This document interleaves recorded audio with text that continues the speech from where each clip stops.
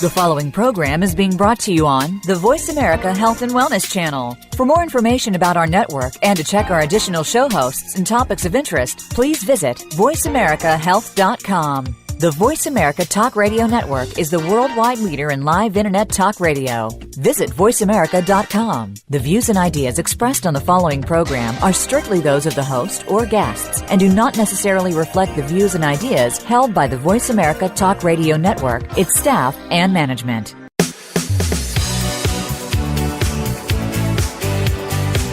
Welcome to Falling Through the Cracks. Feel alive and thrive with Dr. Rebecca Risk. Do you ever feel that even though nothing seems seriously wrong and you pass all the medical tests, that you still feel that your health, pain, and fatigue are completely out of control? It doesn't have to be that way. Listen to the tips and suggestions given on our program today and take back control of your health. Now, here is Dr. Rebecca Risk. Hi everybody, welcome to Falling Through the Cracks. Today we're welcoming Frazer Bailey all the way from Australia. He's the director of the documentary Emotion. Frazer, welcome to the show. Oh, thanks for having me, Rebecca. So, what made you want to make this movie, Emotion? So basically for a living I make TV commercials, and I suppose the pivotal moment for me was about 10 years ago. I got chronic fatigue, and I was kind of always interested in, health and spirituality since I was a teenager, really, but kind of getting chronic fatigue kind of catapulted my journey. And, basically I had to finances to get my health back. And basically in this quest to get my health back, and kind of looking outside the box of Western medicine, I started to come across how important emotions were, to your overall health. And, I suppose definitely inspired by, films like What the Bleep, I kind of thought, well, no one's really talking about this. So, spoke to my business partner and said, I think we should make this movie on emotions. And he said, okay, let's do it. So we, hopped on a plane and, kind of went around the world and started interviewing people, and I think that's how it all began, really. Well, I think you're right. Not a lot of people are talking about it. And there's a bit of a trend right now about mindfulness, but although we can be mindful of ourselves, it doesn't mean we're working on those emotions that are trapped in our body, like your documentary talks about. I think we don't even realize a lot of that is happening. Exactly. I mean, mindfulness is definitely, one path, and my documentary is, I suppose, proposing another idea that, we're carrying these traumas, trapped emotions, or baggage, I suppose we call it, and, and that these are a part of the ailments. Obviously, as you know full well, it's holistic. It's not just one thing, and there's diet and heavy metals, etc. But emotions is, a large component of your overall health. Well, I'm sure you probably experienced this when you were going through trying to figure out what was going on with you, and anybody who, if I had this when I was trying to figure out that I had Lyme. I was always told it was emotional. It was in my head. And there is always a component of that. I think with any chronic illness, you can't, whether the emotion is causing the illness or the emotion comes because of the illness, you can't be a human being without there being some sort of emotional component to what's happening to you. 100%. I mean, it's like the chicken and the egg, but yeah, obviously, your emotions get even more triggered because, you're so exhausted, and, it's everyone around you is kind of thinking, is he is he being for real kind of thing, and there's obviously added emotional layers that happen when you get sick, for sure. So in the documentary, you talk about the subconscious mind, which can you just explain what that is? Sure. I mean, I think, Freud was probably the one who brought it to, popular consciousness. But, I suppose the way I understand it is, obviously we have a conscious mind, and that's, what I'm using now to talk to you. And then this subconscious mind, which is, kind of not, it's a lot bigger. Some say there's kind of different sizes of how much more powerful the subconscious mind is. Is it 1,000 times, 10,000 times, 100 times? Who knows? But it's far more powerful than the conscious mind. And obviously it controls things like your breathing and your heart rate, and enables you to play guitar and eat a meal at the same time. But I think also the subconscious mind is kind of like we are on, basically, it's like we're in a habit most of the time. Like, I think they did tests where 95% of your thoughts were the same thoughts that you thought the day before, kind of thing. And so basically the subconscious mind is the computer that's kind of controlling a lot of your thoughts. And basically our traumas and our trapped emotions have a big part in controlling the subconscious mind. Well, so how does that work if we have a trauma? How is that controlling our subconscious? Well, I think basically it's putting like a lens of perception. So, for instance, if you grew up and, your dad taught you that all men were bad and kind of thing, and then you kind of believed that, and that was kind of, you became your belief system, then, as you grow older, you start to manifest this thing of basically, all men are bad, and that's your belief system. But then, and that's a kind of emotion that you're carrying around, and then that, when you basically release that thought pattern or emotion, then you won't be attracting the men into your life who are always mean, kind of thing, in very simple terms. Okay, so when we're just trying to think about the movie, when we're trapping those emotions, is that changing something in us as well? So say, I go through a traumatic breakup, is that going to change what things that I do in my life? Yes, I think, yes. So if you have the traumatic breakup, and I mean, I don't really go into this in the film, but what I've kind of come to believe is it's essentially all about forgiveness.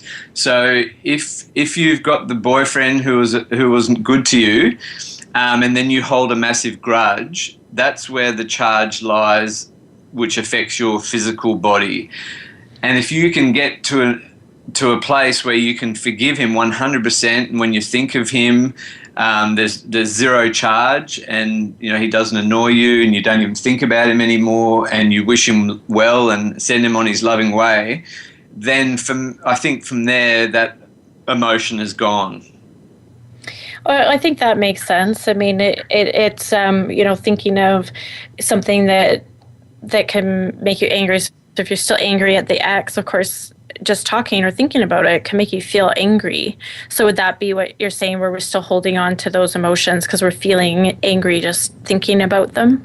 Exactly. And then, what I mentioned in the documentary, and what the Chinese medicine have known for thousands of years, is that each emotion pertains to an organ. And in the case of anger, it is liver.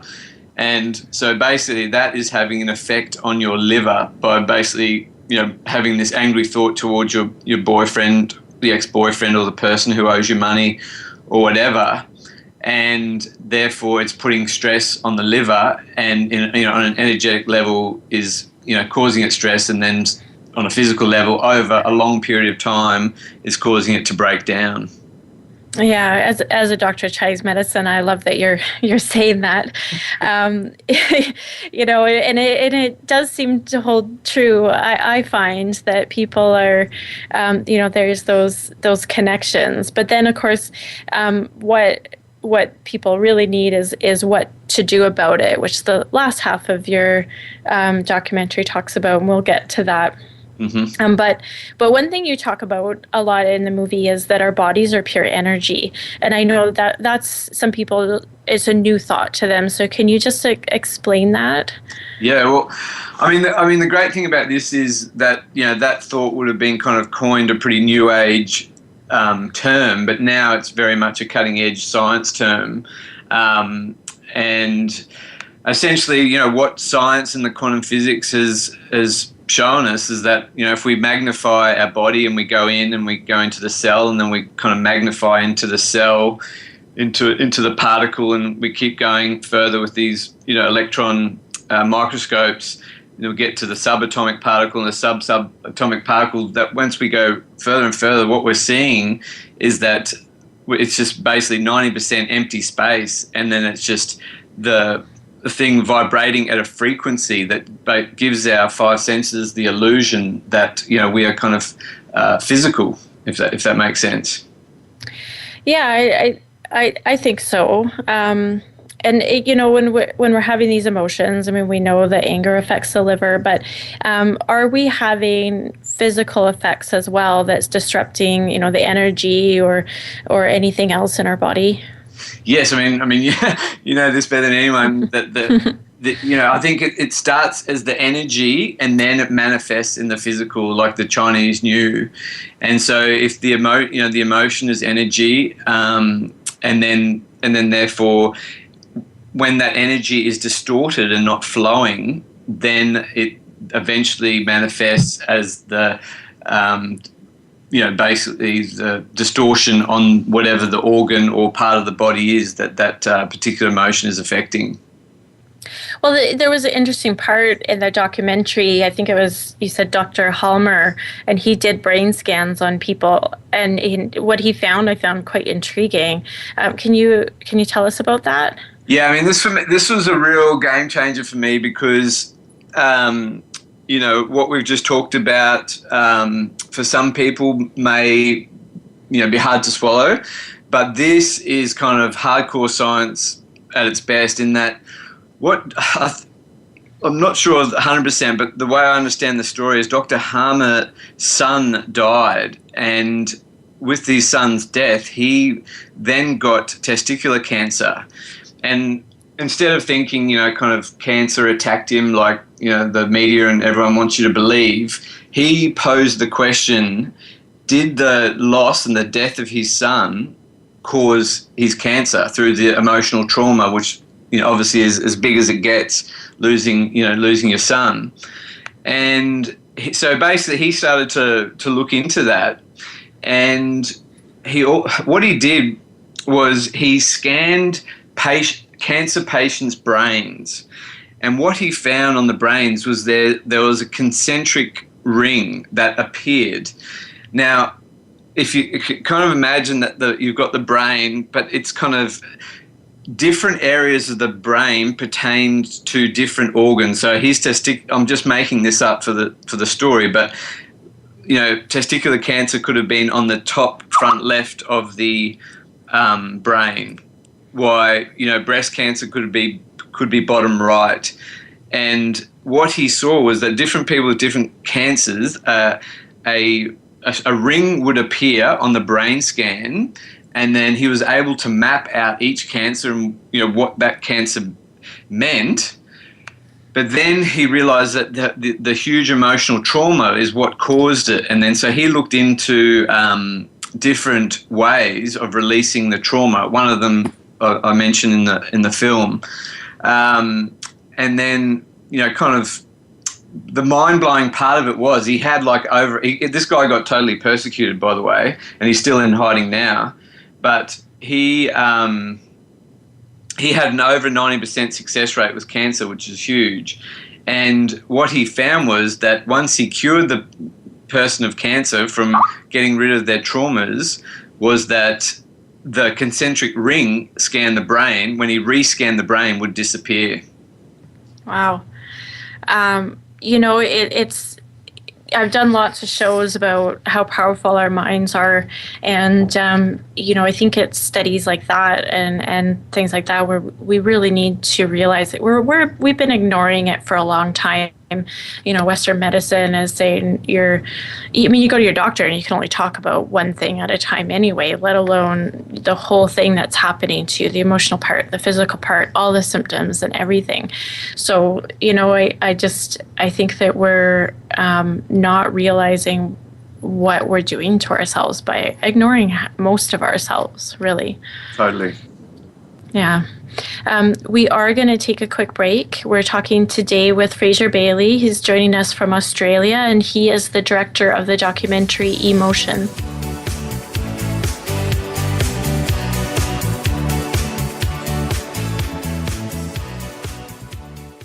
Become our friend on Facebook. Post your thoughts about our shows and network on our timeline. Visit facebook.com/Voice America.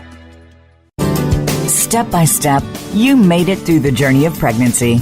Now your baby is in your arms, and you're on the cusp of a new journey, breastfeeding. As a new parent, you receive a lot of advice, much of it conflicting, some of it outdated. Tune into Born to be Breastfed with host Marie Biancuso to bust through the myths about feeding your baby. Marie and her guests will help you figure out what you can expect and put you on the best and surest path on your breastfeeding journey. Listen every Monday at 6 p.m. Eastern Time, 3 p.m. Pacific Time on the Voice America Health and Wellness Channel. Can grief be good for you? Absolutely. It gets your attention, helping you evaluate your choices and relationships. Your losses define who you are. Tune in each week for Good Grief with host Cheryl Jones. Our show features those who have made incredible transformations by grieving their losses. You'll learn how to find your courage and strength. You'll discover the important things in your life and how to let go of things that are less important. Good Grief airs live Wednesdays at 2 p.m. Pacific Time, 5 p.m. Eastern on Voice America Health and Wellness. Have you friended us on Facebook yet? Why not? Just go to facebook.com/Voice America or search for the keywords Voice America. Once you are part of our Facebook network, you'll receive daily messages about what's happening with our shows, this week's featured guests, and new happenings at the Voice America Talk Radio Network. And you can add your voice to the always active discussions on our timeline. Just go to facebook.com/Voice America or search for Voice America.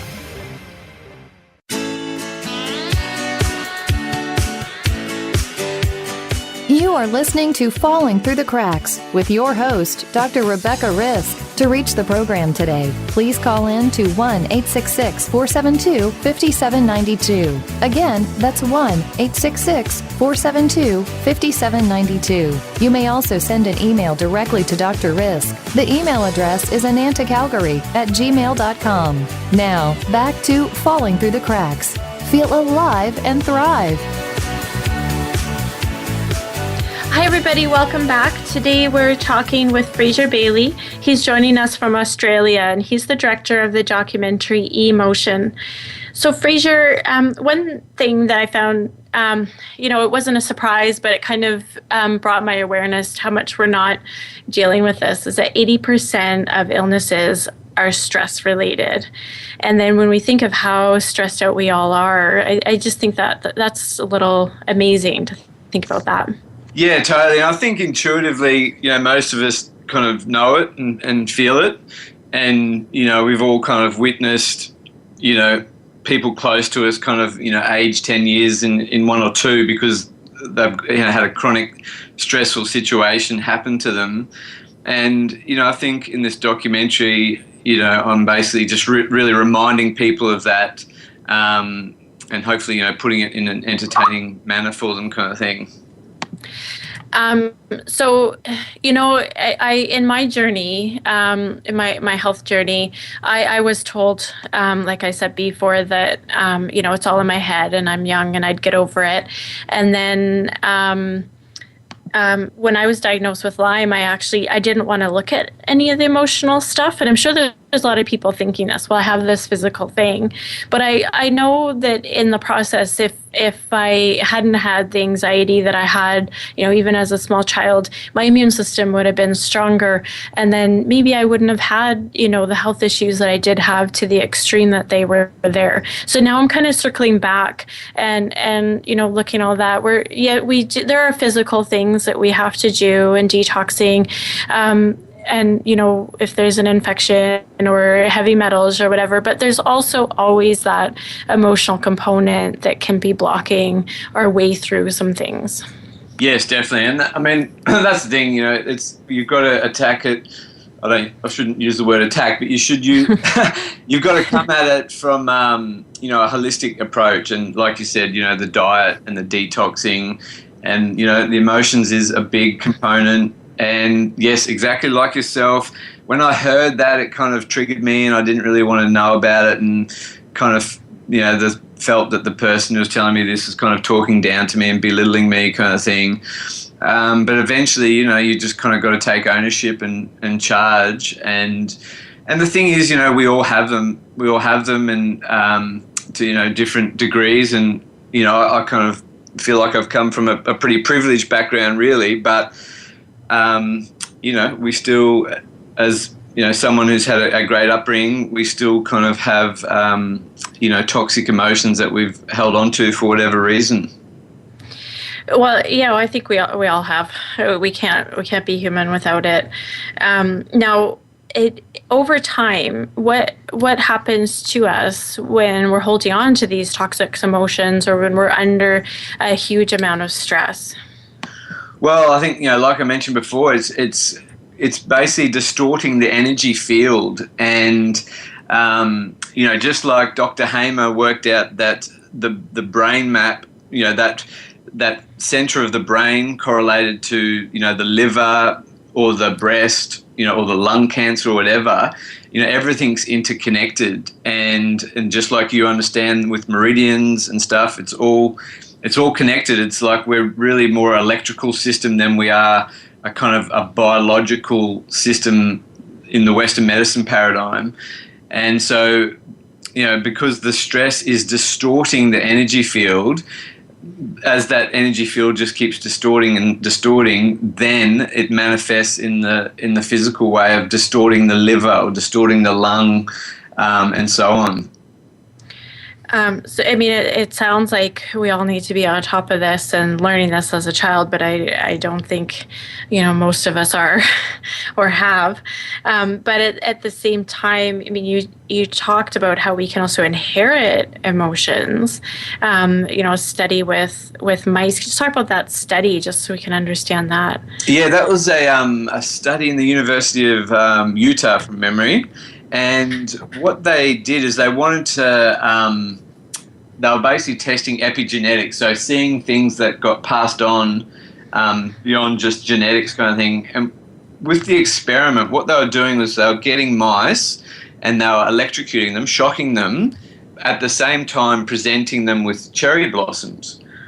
And then basically where it got strange was when they had their offspring, and the second offspring, they would present the offspring with cherry blossoms without electrocuting them, and these mice would get very stressed out about seeing the cherry blossom. So this kind of experiment proved that kind of traumas get passed on from one generation and to the second generation. And I think it could possibly go further, but I'm only speculating. Well, I remember reading a study done on Holocaust survivors and then their children, and their children had the same cortisol or stress response that their parents did that had gone through the Holocaust. So they had the same trauma passed on to them, the same stress response. So I think on that same line. So I think if we're not addressing these issues, and then we're just passing them on, and they're going down the road and down the road. Yep, exactly. You also talked in the movie that the negative emotions are addictive. Can you talk about that? Yeah, I mean, I think it's, like I said, that 95%, of our thoughts, we're in kind of repeat mode kind of thing, and so these trapped emotions, traumas that we're hanging on to, then the pattern repeats, and like I mentioned, attracting the same partner into your life, it's the same kind of story, which we illustrate in the movie, but it's a different person, but.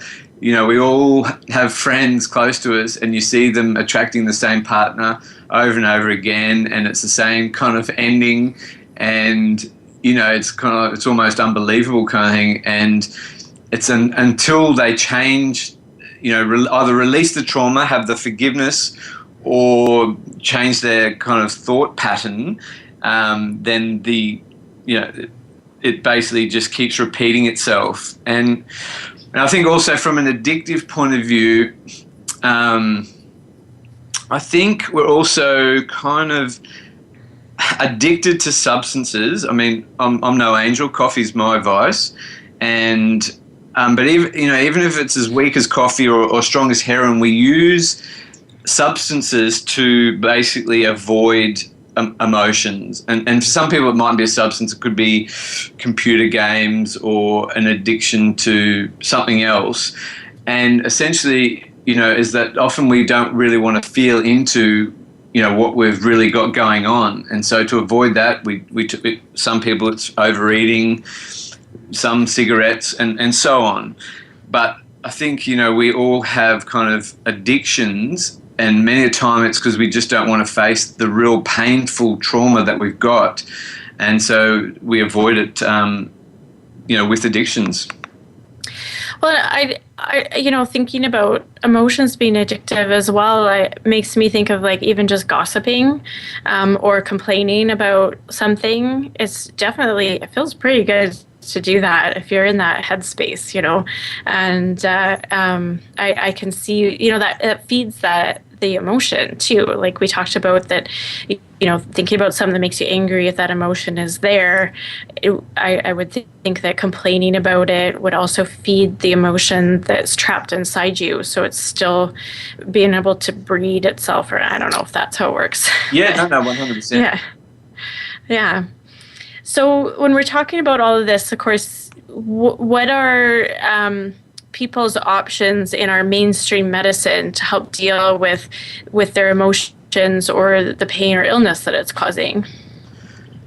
Well, in terms of mainstream medicine, I suppose I should say first, like if I'm in a car accident, I want mainstream medicine by my side. I don't want a crystal healer.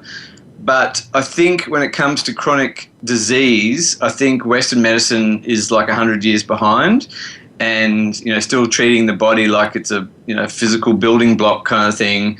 And obviously their answer to everything is drugs or surgery. And don't get me wrong, there's people who are in such a bad case that drugs just gets them through life, and I appreciate that. But I think, if only they could get to the trauma that's causing the issue and free up the trauma so they don't need the drugs, I think, that's where it's at. Well, and if we go back to what Dr. Halmer found with the brain scans, if you cut out the tumor, wouldn't there still be a spot on the brain that's related to that? Yes, exactly. And it'll basically it'll just come back again. Yeah, and so it'll just, and a lot of people that have cancer, of course, it comes back, and I'm just wondering if it's because there's that unresolved issues and that spot's still on the brain of the unresolved issue. That's what I believe. Yeah. So how do we overcome these negative emotions? So, I mean, like you said, in the third act of the film, I go through different modalities to help. And, I think what I kind of discovered is that there's not really one modality that works well for everyone. I did a lot when I was sick. I did a lot of tapping. I tapped myself silly, but it didn't really help me out. But for some people, they've done a lot of tapping and they think it's marvelous. So that's, I still include it in the documentary. But, I think if you can do the forgiveness, but that's very tricky to do that. So in the documentary, there's an exercise, an ancient Hawaiian kahuna exercise called the Ho'oponopono. And it's really, really simple. So simple you probably think that I've lost my mind. But it's just a statement. It's I'm sorry, please forgive me, I love you, thank you. So So in the case of the broken heart, and if your girlfriend's name was Alison, whatever, you say, I'm sorry, Alison, for breaking my heart, or I'm sorry, Alison, for breaking your heart. Please forgive me. I love you. Thank you. And basically, you sit in a quiet place and you do this, and it is profound. And if you're doing it properly, within a minute to 5 minutes maximum, you will be crying your eyes out. And that's when you know that you've hit the emotion and that you're releasing it. But there's other modalities we go into, like the emotion code, and actually there's a couple of new modalities I want to chat to you about, which aren't in the documentary I've discovered since, but would love to pass on to your audience. Okay, well, I think we'll take a quick break, and then when we come back, we'll talk about the emotion code and then those other things, so people can help themselves with this. So today we're talking with Frazer Bailey. He's the director of the documentary Emotion. We'll be back shortly.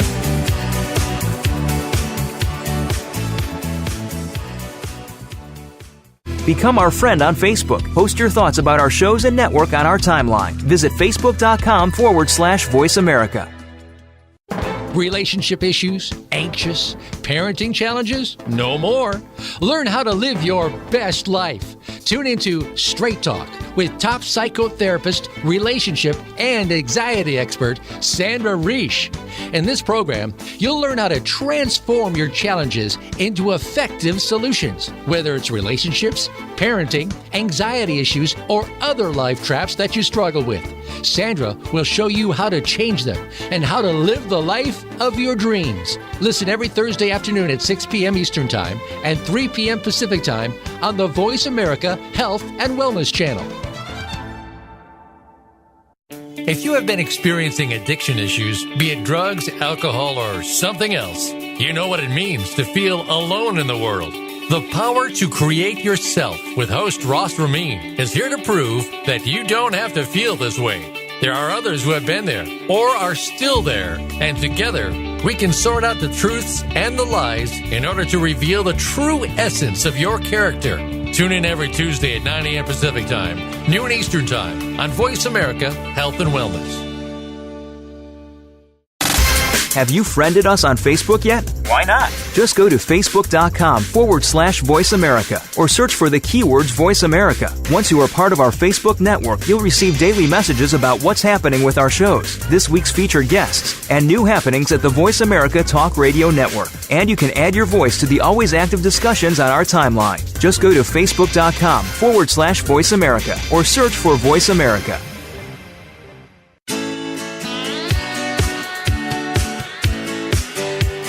You are listening to Falling Through the Cracks with your host, Dr. Rebecca Risk. To reach the program today, please call in to 1-866-472-5792. Again, that's 1-866-472-5792. You may also send an email directly to Dr. Risk. The email address is anantacalgary@gmail.com. Now, back to Falling Through the Cracks. Feel alive and thrive. Hi, everybody. Welcome back. Today we're talking with Frazer Bailey. He's joining us from Australia to discuss his documentary, Emotion. So, Frazer, can you explain what the emotion code is? Yeah, emotion code was the work of Dr. Brad, and he was a chiropractor. And basically, he was in his practice, and what he basically realized that, emotions were the big cause of most of his patients' ailments. And what he did, which was the genius in what he did, is he mapped out all the emotions and he put them on a chart. And so he got every single emotion, you name it, happiness to sadness to anger and so on.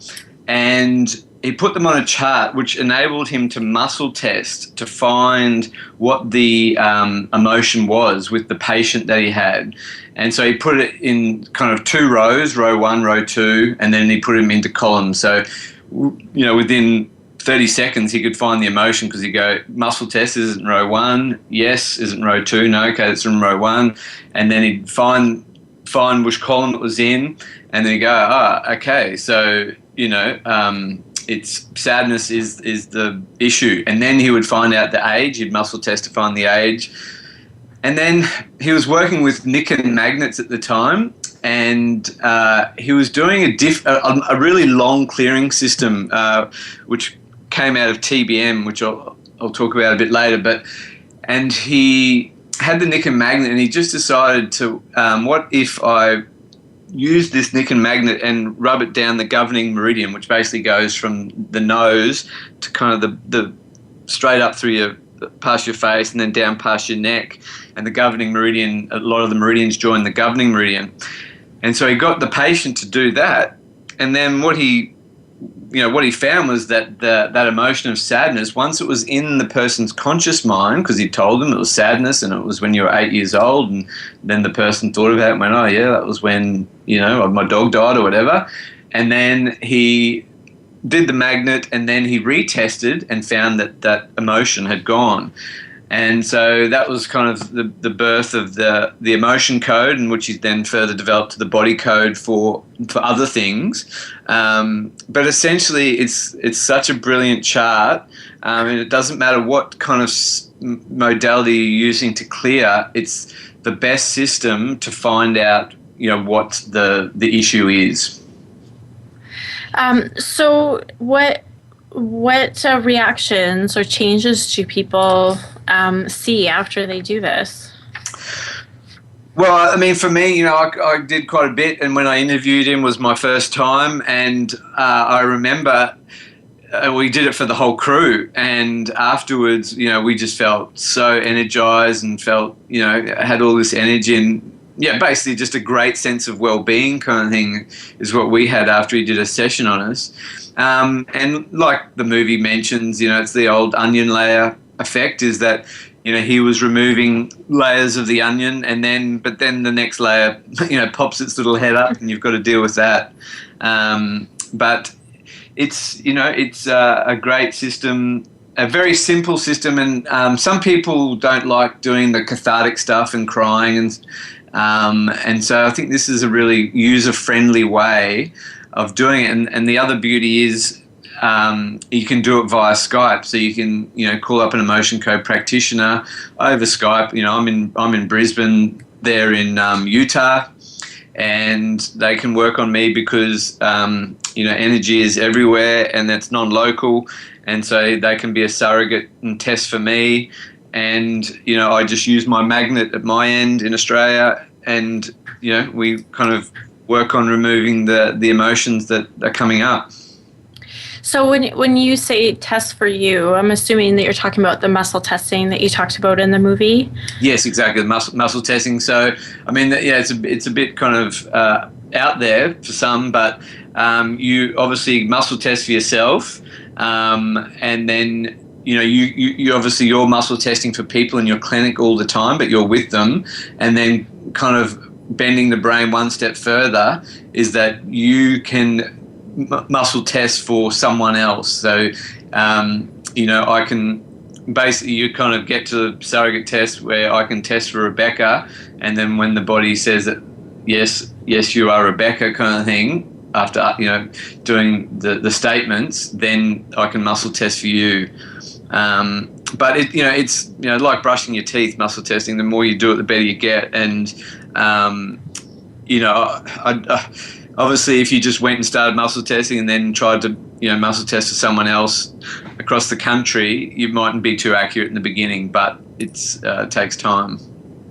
Well, we do a form of muscle testing in my office here called autonomic response testing, and it's often a surrogate is used, just depending on what's going on. And it's I love it because we get answers that we're not seeing otherwise, just with intuition and training. But it's really about that person, not what I know to be what to help them, if that makes sense. So, everybody's individual, and when I look at the patient, they're going to need something different. You probably had a different emotional issue that he cleared than your camera guy. Totally different, exactly. Totally different age, totally different emotion. But what was cool is that we all really felt it, and it was tangible. Okay, good. So you said before the break that there was a couple of things that weren't in the movie that you found recently. What are those? Okay, yeah, there's two things. There's one. It's called SAVE, and it's an acronym for something. But your viewers can, if they Google SAVE and Tim Tula, he's the founder. It's very he hasn't really got it out there on a big scale yet, but he is basically gone from where the chiropractors like Dr. So there's a thing called TBM, which stands for Total Body Modification, which is an amazing modality for your well-being, and it uses muscle testing, and then how it differs is it uses the spine. So like acupuncture has the circuit points that free the energy of the organs. Everything is also connected to the spine, so it'll test and see what's going on, whether it's all with the organs, whether it's heavy metals or emotional or parasites, diet, etc. And then they'll correct it by using that. You've seen the chiropractic kind of trigger gun. I don't know the technical name, but where they kind of put into the back of your spine. And so basically TBM is just going back a bit. TBM is a great thing that all your listeners who are keen on better health should look into. If you Google tbmseminars.com, you can put in the city you live in, and it'll tell you who the practitioners are near you. But basically what I've found is that so many great practitioners have learnt from TBM. It's just kind of kept reoccurring in my travels. And this guy, Tim Tula, also was using TBM in his practice. And there's a thing called NET. It's always an acronym, but it is a powerful way of releasing emotions, where, again, using muscle testing to find the emotions, and then they just have a clearing statement to clear the emotion. But so this guy Tim Tula, what he discovered, and I'd just kind of been Skyping with him a few months ago, is he found using water structuring devices. So I'm not sure if you've come across the devices that you pour water through and it structures the water. No. So there's many different brands. The one he recommends is called Natural Action Technology. I think it's just naturalactiontechnologies.com, but there's lots out there, and there are a lot of good ones. But it's kind of hard. I was trying to explain it visually, but it's basically you pour water through, and it goes.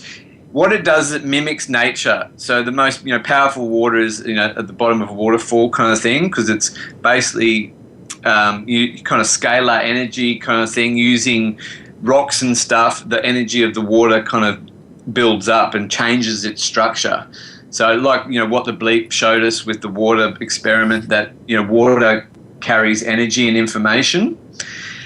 And so anyway, using this device, he found with his patients, if they had an issue with something, say they had an issue with their wife, he found that if he put this device in their ear, because basically it's pointing at one end where the water comes out, and he found that if he spoke to them and then he got them to do a clearing statement, like say if the wife's name was Shirley, and then the patient said, I'm okay with Shirley, and Shirley's okay with me. I'm not okay with Shirley, and Shirley's not okay with me. Basically, just in the same way, this is pretty out there, I know, but in the same way as that the device structured the water, it then structures the person's thoughts, because they're now hearing the thought and in a different pattern. And like muscle testing, he used leg length testing. So if you've been to a chiropractor, you stand you're basically on the bench, and then one leg is longer than the other. But then the patient would think about Shirley, and then they'd be all bent out of shape. they would do this, do the clearing statement. It's a bit longer than what I'm telling you, but I don't want to bore your audience. And he then would retest the leg length and go, okay, I want you to think about Shirley, and then the leg would be perfect level, which basically means that there was no charge on Shirley, and then that the body was dealing with it, if that makes sense. That's interesting. I haven't ever heard of that before. It's interesting. So what results do people see when they work on all their emotional stuff? So they do whatever works for them, because there's so many different ways to do this. So if they do, any of that, and then they start to feel better, what do they notice in their lives? Yeah, I mean, obviously, for me, chronic fatigue. So fatigue was my big issue. So I just started to get my energy back, and I was able to work again, and then have a girlfriend again, because I didn't have any energy for all that, and I was basically just moping around, watching TV and sleeping all day. And so basically in extreme cases, just getting your life back, getting your energy back, and obviously big time is Hamer's people, the cancer, the cancer clears, and they get their life back and they're cured of cancer, or so it's different. And for people who don't have too much wrong with them, I think it's just a sense of well-being and just feeling lighter and having more energy and not being triggered so much for, when the person cuts you off in the traffic, you're not triggered by it. You're just like, it's on your merry way kind of thing, and you're not getting fired up and triggered over little things kind of thing. I think that's what you start to notice. And, I've definitely got a long way to go. I'm a lot better than I was 5 years ago, but, I'm still on the journey, and I don't kind of profess to be, holier than thou and enlightened or anything, but, it really helped me out in, getting my energy back, and that's why I wanted to kind of share this information, because, I think it's important. Well, I'm really glad you did. What are you working on next that people can look forward to? This is a big one, and like I've just mentioned about getting my energy back, is that I basically wasn't kind of getting back to where I was in my 20s, and some people would say, well, hello, that's aging, but I was kind of determined to get kind of boundless energy kind of thing. And what I found in my kind of journey to getting my health better is that a root canal was also part of my issue with the chronic fatigue. And so my next documentary, which I've filmed all the experts, all the dentists and doctors all around the world who are the mavericks speaking out about how toxic root canals, as well as wisdom teeth cavitations and a little bit on mercury fillings, are to the body, because, again, going back to the energy system, the root canal, every tooth pertains to an organ, and once you have a root canal, that organ is shut off.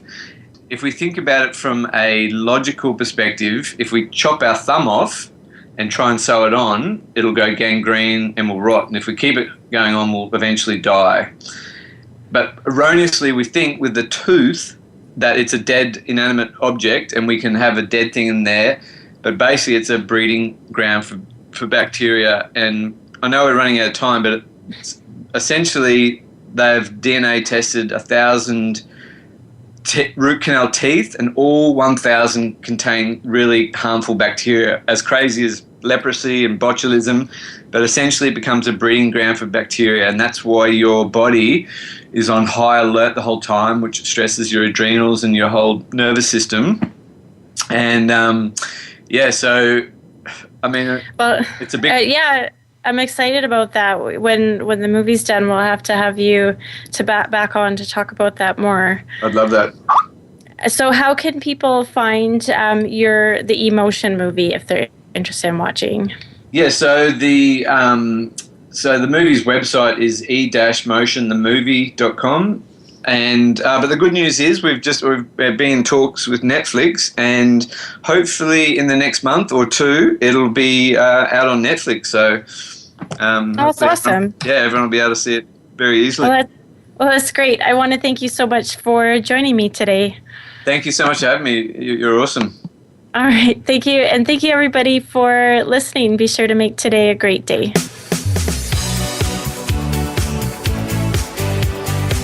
Thank you for tuning in to this week's edition of Falling Through the Cracks. Feel alive and thrive. Please join Dr. Rebecca Risk again next Monday at noon Eastern Time and 9 a.m. Pacific Time on the Voice America Health and Wellness channel. We'll talk more next week.